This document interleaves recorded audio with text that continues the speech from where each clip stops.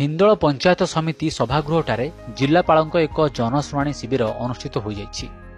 ଏହି ଶିବିରରେ ଜିଲ୍ଲାପାଳ ଶ୍ରୀଯୁକ୍ତ ଭୁବେଶ କୁମାର ବେହେରା, ଜିଲ୍ଲା ପ୍ରକଳ୍ପ ନିର୍ଦ୍ଦେଶକ ନରୋତ୍ତମ ବେହେରା, ଜିଲ୍ଲା ଆରକ୍ଷୀ ଅଧୀକ୍ଷିକା ଅନୁପମା ଜେମ୍ସ, ହିନ୍ଦୋଳ ଉପଜିଲ୍ଲାପାଳ ଉଦୟ କୁମାର ମହାପାତ୍ର, ପଞ୍ଚାୟତ ସମିତି ଅଧ୍ୟକ୍ଷ ପ୍ରିୟରଞ୍ଜନ ମାହୁନ୍ତ, ତହସିଲଦାର ଅଜୟ ମଲ୍ଲିକ, ଗୋଷ୍ଠୀ ଉନ୍ନୟନ ଅଧିକାରୀ ଦେବଦତ୍ତ ମହନ୍ତ, ବିଜ୍ଞାପିତ ଅଞ୍ଚଳ ପରିଷଦ କାର୍ଯ୍ୟନିର୍ବାହୀ ଅଧିକାରୀ ଅମ୍ୟରଞ୍ଜନ ଦାସ, ଉପଖଣ୍ଡ ଆରକ୍ଷୀ ଅଧୀକ୍ଷକ ସୁଧାକର ଜେନା, ହିନ୍ଦୋଳ ଭାରପ୍ରାପ୍ତ ଥାନା ଅଧିକାରୀ ଅନାଦିଚରଣ ପଟ୍ଟନାୟକ ସମେତ ଉପଖଣ୍ଡର ସମସ୍ତ ବିଭାଗୀୟ ଅଧିକାରୀ ଉପସ୍ଥିତ ଥିଲେ। 2 ଜଣ ଦିବ୍ୟାଙ୍ଗଙ୍କୁ 2ଟି ସାଇକେଲ ଓ 5 ଜଣଙ୍କୁ 12,000 ଟଙ୍କାର ଅର୍ଥରାଶି ପ୍ରଦାନ କରାଯାଇଥିଲା।